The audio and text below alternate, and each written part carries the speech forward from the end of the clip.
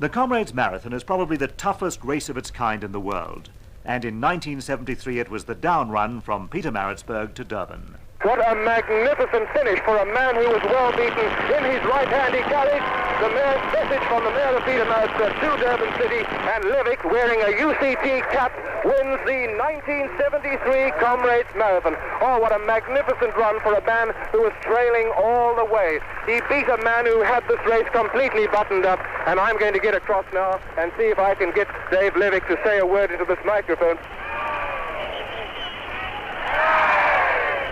I never really believed I'd ever win the Comrades, and still can't believe it. I suppose it'll take a while to digest.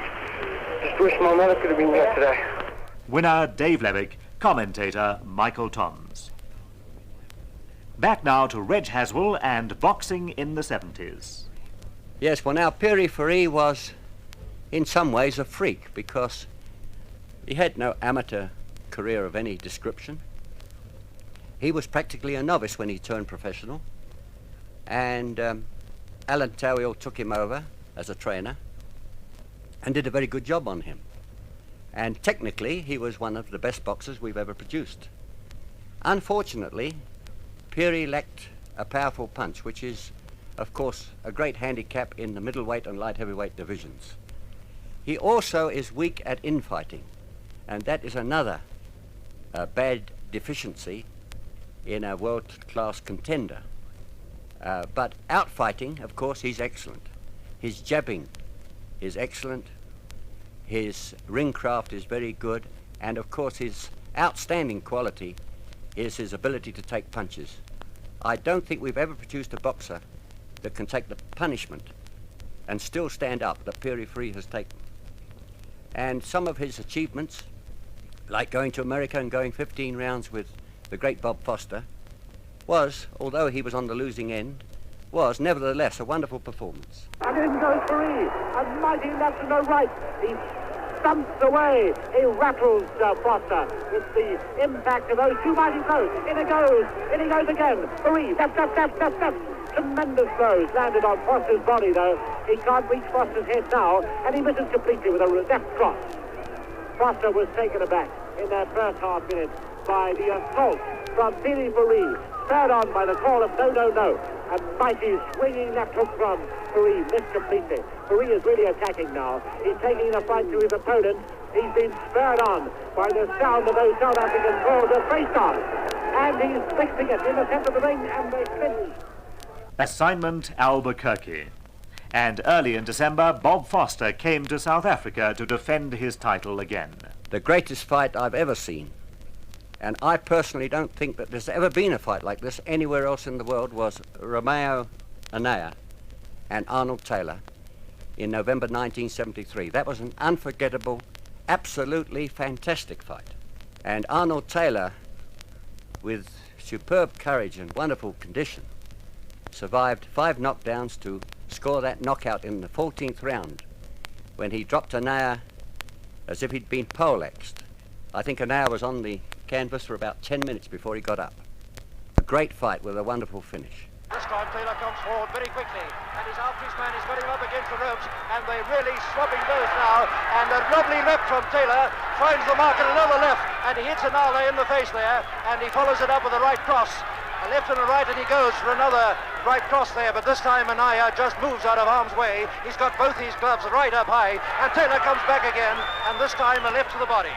And Taylor coming in with a left, and he just grazes Anaya's head with a right, and Anaya swings as Taylor is right in the centre now, and he's going after his man, and he's got a lovely right cross again, working for him, and just getting through, and following it up with a left and a right there. Anaya stops the first one, and the other one lances his head.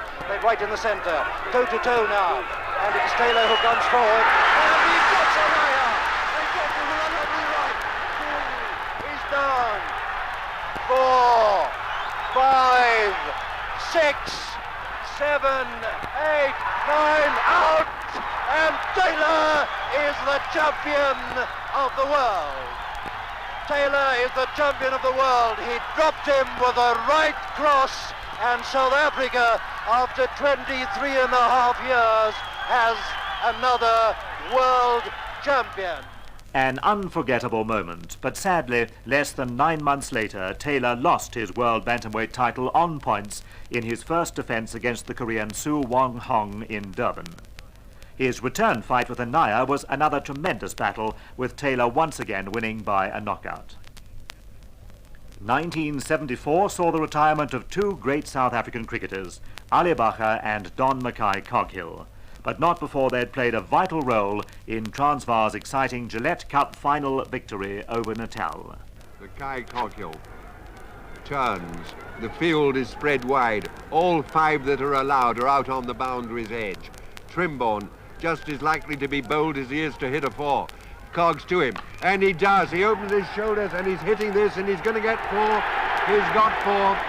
It was an agricultural swipe in which he backed away towards square leg, swung the bat at it horizontally, and hit it wide of the bowler's right hand as he came in left hand over the wicket. Natal have an outside chance. They want 11 from 3 balls. Can they take 11 from 3 balls? The light gets the gloomier and gloomier. The crowd a hub. Mackay-Coghill, where would he bowl it? Would he bowl it wide? And this could be a wicket. It could be a wicket, Mackay-Coghill. And it's all over. Bacher catches it. Bacher has caught him. And Transvaal has won by 10 runs. Transvaal has won by 10 runs in the last over of the match. And what more fitting?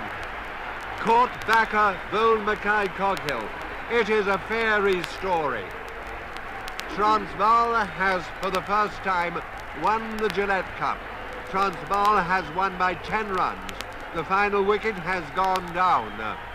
Trimborn caught the skipper Bacher, bowled his first lieutenant Mackay-Coghill, and Trimborn is out for 4. Groves is not out 43. 249 in reply to the Transvaal 259, and I think there were 2 balls left. I think that was the 4th ball of the final over of the match. Could things have been tighter? Could the finish have been more happy for those who love their sentiment as well as their cricket? Charles Fortune as eloquent as ever. On the athletics track, in the national championships over Easter, it was again Fanie van Zyl and Danie Malan fighting it out stride for stride in the 1500 metres. It's now Van Zyl and Malan. The crowd are leaping up and down in front of us. Tremendous excitement. Van Zyl's in front. Malan still at his shoulder. And Smith is now 20 metres behind. Fanie van Zyl must win, but here comes the burst. Here comes the kick from Malan. Can Malan catch him? It's Van Zyl. It's Malan. It's Van Zyl. Still it's Van Zyl. Malan can't catch him. Here comes Malan making a desperate effort. It's Van Zyl. Van Zyl will hold on. 10 to go. Van Zyl breaks the tape now. And only half a metre behind him is Danie Malan. And then the plucky Smith from the Free State comes in next. And now Leach of Eastern Province to take 4th place. A new South African record for Van Zyl. Easter time is also tennis time in South Africa, and it was good to have Max Robertson back at Ellis Park for the Clows Classic. 30, 15. So 2 points from winning this title now. Pattison serves the left-hand court. To the forehand, too long. Tremendous return of serve by Alexander. He wishes it had been right. Second serve from Pattison is right to the backhand. High kicker, return. Pattison a forehand volley, cross-court. Alexander runs, gets it on line. Pattison's there, cuts off with a backhand volley, playing it, using his body as a counterbalance to play the shot, and looking round, turning full circle to look round at the effect of that shot, and sees it was right, and now he's at match point. Serves the right-hand court, down the centre, backhand return. Pattison a forehand volley. Alexander backhand cross-court. Pattison cuts off, stabs it. He's won! He's won with a beautiful stab volley that never rose.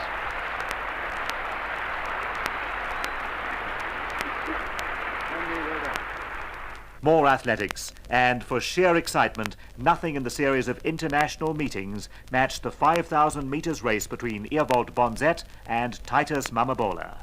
And they go sprinting now towards the back straight, and the crowd rises. Bonzet increases his pace. A kick from Mamabola and a kick also from Tembo at the back. And there's still only 1.5 metres separating these 3. Mamabola makes his challenge on Bonzet. They've got 300 to go. Bonzet holds off the challenge, but Mamabola tries again. They've shrugged off Tembo of Rhodesia. It's between the two South African runners now. It's Bonzet and Mamabola through the 200. It's Bonzet and Mamabola going together. Mamabola makes an effort. A mighty effort. He's drawn up to the right shoulder of Bonzet. The crowd are shouting their heads off. We can hardly see anything as they turn for home. There's 60 metres to go. Can we see through John Perrinen's mighty frame? As they've got 50 to go, we don't know who's winning. It's going to be Bonzet. Mamabola challenges. Bonzet. Mamabola again. Bonzet will get it with 50 to go. 40 to go. It's Bonzet from Mamabola. Bonzet now. Mamabola second. What a race. In third place, Tembo of Rhodesia. And you should have seen the reaction on John Perrinen's face there as he watched it. John van Reenen, who was to break the world discus record a year later. Will any South African ever forget the incomparable British Lions of 1974 and the rugby Willie John McBride's men played in the second international at Loftus Versfeld in Pretoria? Now here's Hermes to throw into the line-out. It's bobbing about in the middle there. Babel gets it to Bosch going right. Bosch now, a right-footed kick up to the 25. JPR Williams again there, takes it first bounce. Is he going to start a run? No, he's not. He steadies himself and right foots it, but this time McCullum is there to catch it. He runs up to the halfway line. He puts a little chip kick, and he's going to catch his own kick, but it's bounced awkwardly. And Bennett is back there, so is Steele, and now Bennett under the shadow of his post is running across the field. Bennett's going on his own. What's he going to do? He's jinked. Bennett's on his own up to the halfway line, and up there with him now is Mervyn Davis. Mervyn Davis is given inside to Big McBride. McBride to Brown. Brown to Gareth Edwards. He's running up the touchline. He's given it inside to Dwatney. And eventually, has the ball gone out of play? No, it's still in play. J.J. Williams has come across there. He's chasing it up to the line. The Lions are going to score. J.J. Williams has scored again. J.J. Williams has scored again. After passing into passing, driving forward the length of the field. An excited Welshman, Alan Williams. 28-9 was the final score, South Africa's biggest defeat in international history. The series was decided in Port Elizabeth with wing three-quarter J.J. Williams scoring another 2 tries. But in the final international at Ellis Park, the Springboks did have one moment of glory. Muller now to throw it right way to the back there. Grobler gets it, palms it down. A pass there out now to Schlebusch.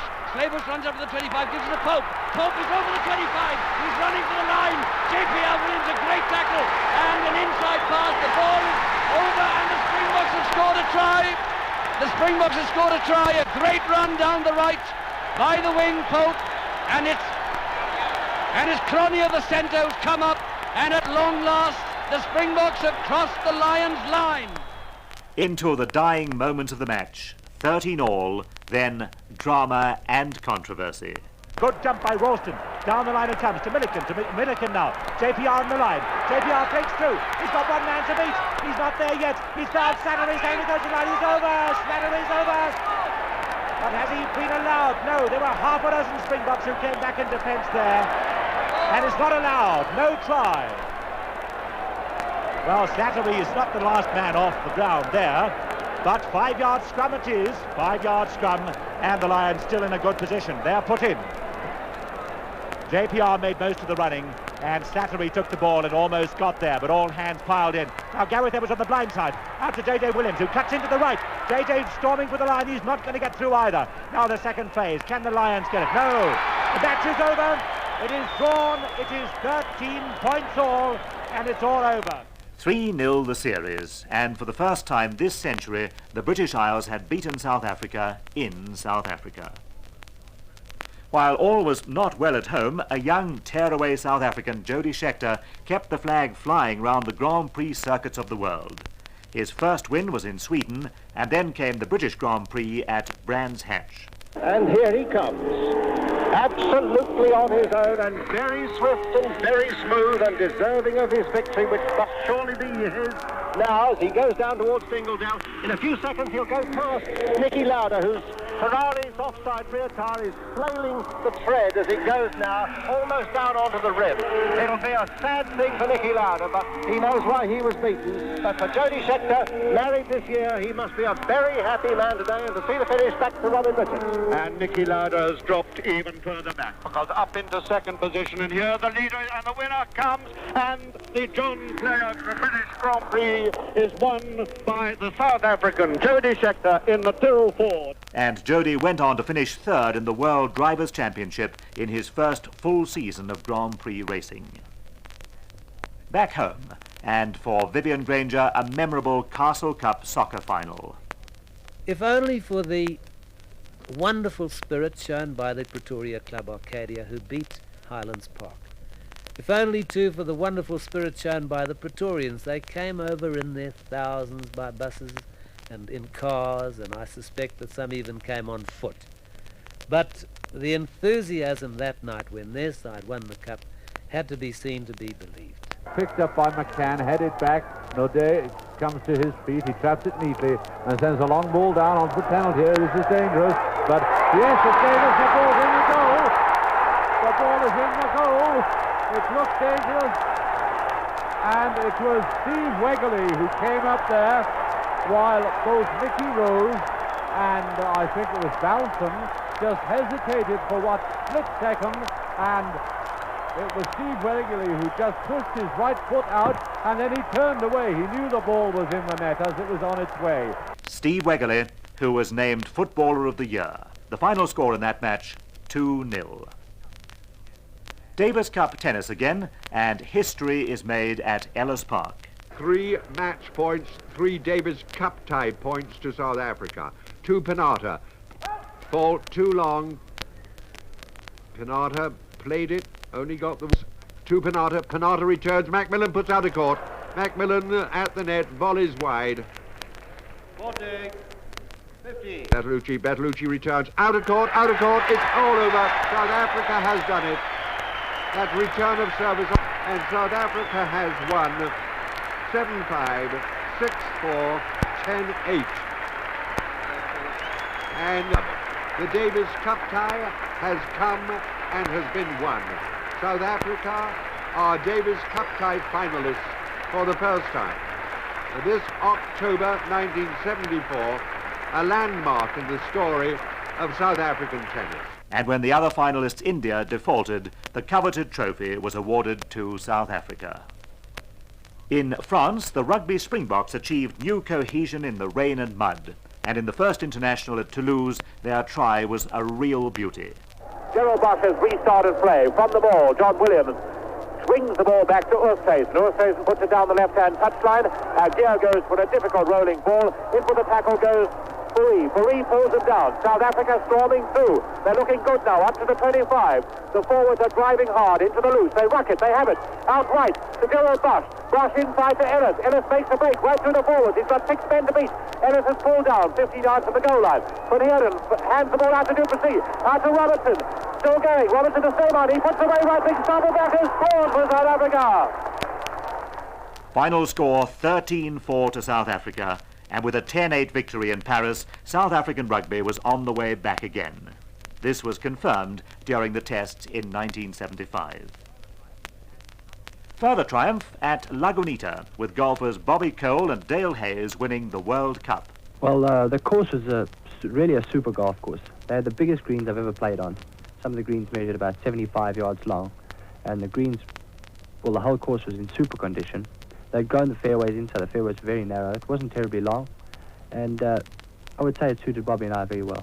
Bobby played 4 of the finest rounds of golf I think I've ever seen. In the 3rd round, we played with the United States team, Lee Trevino and Hale Irwin, who's US PGA champion and the United States Open champion. And Bobby outplayed them by so far it was a joke. And of course, Gary Player won 2 of the world's major tournaments, had his name enshrined in the World Golf Hall of Fame, and was again voted South Africa's Sportsman of the Year. In December, BBC racing correspondent Peter Bromley visited South Africa for the first time to call the Holiday Inns at Turffontein. They're coming now to the 500-meter mark, and it is still in the center of the course, agitation, and they're spread right across. Diamond Prince comes next, then wins a lad, then on the outside Sledgehammer. Finishing well is Sabre. They're coming now to the 300-meter mark, and it is Elevation that bursts through to take it out, and it's Elevation that goes to the front from Armistice and Diamond Prince, and then some Sledgehammer, and Peter Ball is finishing well, but it's Elevation now, going to the line, 150 yards to go. Elevation is going to win this straight race, the 30-year running. Peter Ball is not going to catch her. Elevation, Peter Ball, Sledgehammer is third, Armistice fourth, then comes Sabre, the numerator. What a fantastic performance by this great horse. Elevation has won it. He's carried 121 pounds and ridden by the Cape champion Garth Fuller. He's done the dream race. A crowd wild with emotion over a horse. But what a horse. Elevation. And now let's race or roar into 1975 with Jody Scheckter at the wheel and Jackie Stewart at the microphone. Well, Jody Scheckter's on his last lap. A racing driver at this time, he's very cool, he's very calm, but he's also just a tiny bit nervous. He's driving in reserve. He doesn't want to make a mistake. He could perhaps let Carlos Reutemann catch him up a little bit on this last lap. It would be better to do that than overstress the car, because it's even been known in Grand Prix motor racing for something to occur on this last and final lap. But certainly Jody Scheckter today has done a wonderful job. I'm personally tremendously proud of his performance. For me, of course, it's a great thrill. To be part of the Elf team, Tyrrell team, is almost a mark of greatness nowadays, because my goodness, how he's taken over. He took over at a time when the team was very depressed, and Jody Scheckter has instigated the enthusiasm that's allowed this team to do what it has done. He's got at least a 4-second lead as they go in through the S's in this last lap. He's opening up his gap. Carlos Reutemann has certainly decided to settle for second place, and this must make Jody a lot more comfortable. One more corner to go. Jody's in second gear. He's accelerating out of Leopold. He's into third gear now. It's only a matter of a few hundred laps from the end of the motor race. Jody Scheckter from South Africa, driving for Elf Team Tyrrell, is going to win the South African Grand Prix, and the checkered flag goes to Jody Scheckter. What a wonderful... And as the champagne bottles popped, Jody Scheckter bubbled with excitement. Well, it's fantastic. I mean, it's a thing that you wished to win more than any other Grand Prix, and I just feel fantastic. Jody, everything has gone wrong in practice. The crash, the engine this morning. Jackie Stewart says you have to have bad luck to win a race for Tyrrell. Well, after the bad luck we had and the engine blow up in warm-up, according to bad luck, I should have won it by 4 laps, but that was good enough. Indeed it was. On to even fiercer pursuits. In April, a brave Pierre Fourie challenged yet again for the world light heavyweight crown and came within a whisker of outpointing the new champion, the animal from Argentina, Victor Galindez. And now again he goes in trying to mix it with Gillette, and this is surely not the way. And now Gillette is complaining that Pierre Fourie was butting him, and Fourie claims that he was butting, and now the action is furious.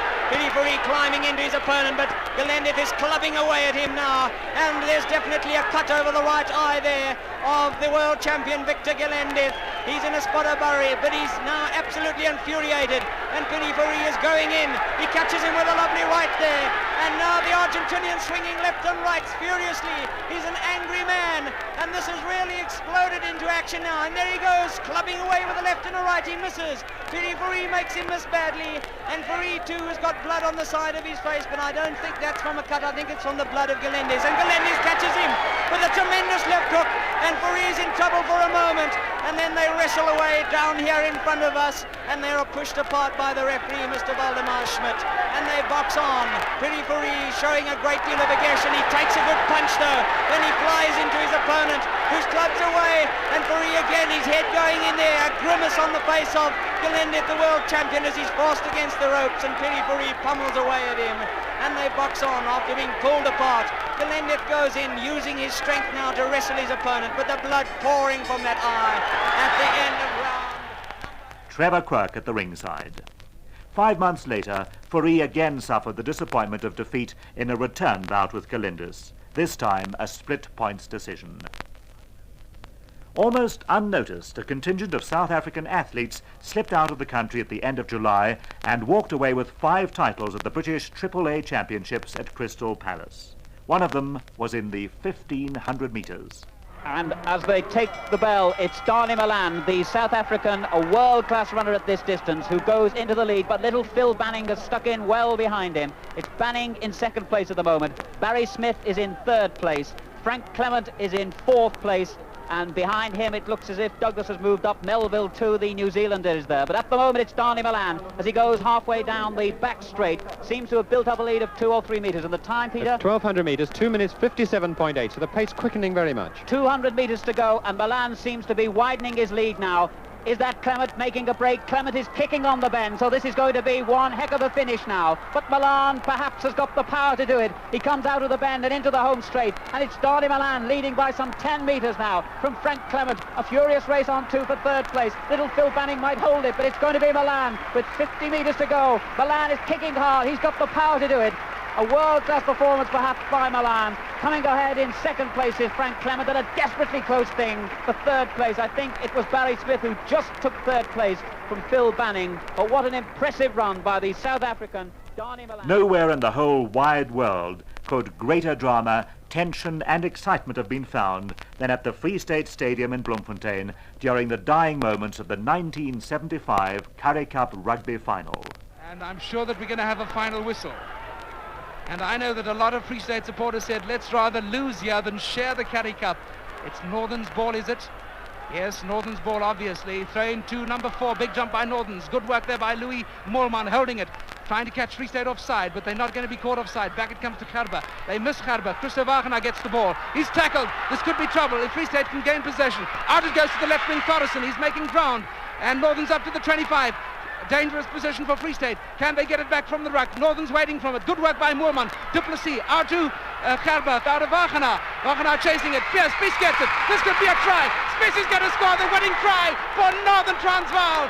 Northerns have won the Currie Cup with great work being done in the line out on the far side in the dying moments there by Louis Moorman. And in the end, the ball just went out down the three-quarter line, out to Gerber, out to Wagenaar, who kicked ahead. The ball bounced high, and Pierre Spies, who must be all of 6'2", stretched out his right hand, grasped the ball, and had virtually nobody to beat, and scored in the right corner for the winning try. And Northerns are going to be the worthy winners of the 1975 Currie Cup. It's a magnificent kick. It's through the middle. It's over, and it's no side. So Northerns have won the 12-6 the score, and a delirious Morne Pretorius on an unseasonably wet and cold Saturday afternoon in Bloemfontein. Well, there we have it. Just a few of the great moments in South African sport between the years 1950 and 1975.